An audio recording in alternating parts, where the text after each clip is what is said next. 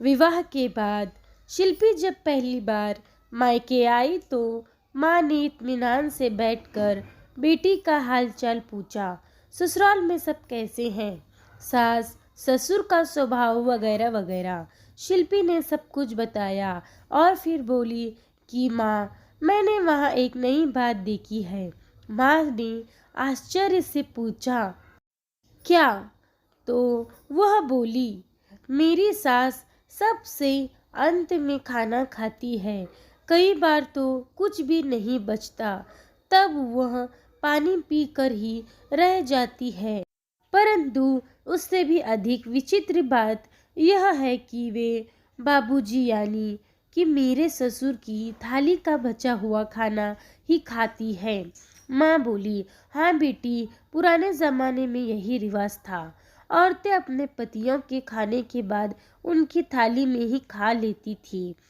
कहा जाता है कि झूठा खाने से प्यार बढ़ता है। लेकिन माँ, आप तो ऐसा नहीं करती और पापा भी थाली में कभी झूठा नहीं छोड़ते।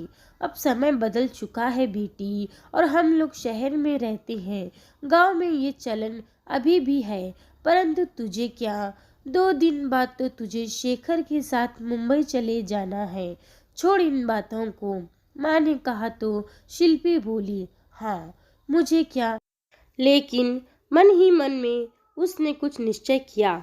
शेखर के साथ वापस जब वह ससुराल गई और सास को ससुर जी की थाली में खाते देखा तो उसने कहा, माँ जी, कल से आप फ्रेश थाली में ही खाना खाएंगी और बाबूजी भी झूठा नहीं छोड़ेंगी।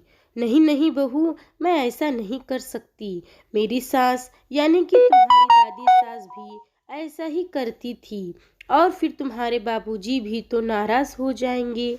सीधी और सरल स्वभाव वाली उसकी सास ने जवाब दिया तो वह बोली, बाबूजी को मैं समझाऊंगी, पर कल से आप उनकी थाली में नहीं खाएंगी।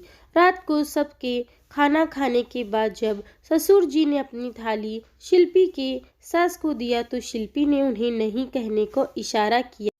उसकी सास भी शायद अब यही चाहती थी। अपनी हिम्मत बटोर कर बोली, मैं इस थाली में नहीं खाऊंगी। आपने जो खाना छोड़ा है उसे गौ माता को खिला दूंगी। पत्नी की बात सुनकर ससुर जी चिल्लाए, तेरे दिमाग तो ठीक है ना? बरसों से ये चली आ रही परंपरा को तू तोड़ देगी? अब शिल्पी बोली, बाबूजी, आप एक बार अपनी थाली देखिए, इसमें आधी रोटी ही बची है और सब्जी के नाम पर आलू के 2 टुकड़े। पहले क्या हुआ मैं नहीं जानती, लेकिन इस उम्र में तो माँ जी को पूरी डाइट मिलनी चाहिए। घर के सभी सदस्यों की थाली में 5 पकवान हों और माँ जी को सिर्फ ये रोटी। ये कैसा न्याय है? पर ये रिवाज तो सदियों से चला आ रहा है। ससुर जी थोड़े नरम स्वर में बोले तो शिल्पी की हिम्मत बढ़ी। बोली, बाबूजी, पहले हम चिट्ठी द्वारा समाचार देते थे। टेलीफोन आने के बाद चिट्ठी पत्री बंद हो गई। फिर मोबाइल फोन आया तो घर के हर सदस्य के हाथ में फोन हो गया। ऐसा होगा ये आपने तो नहीं सोचा था, पर हुआ।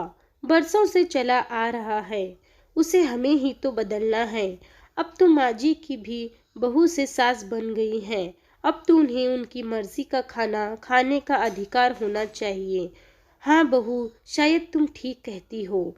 उस दिन के बाद से शिल्पी की सास भी अपनी थाली में सबके साथ बैठकर खाना खाने लगी और ससुर जी ने भी झूठा छोड़ना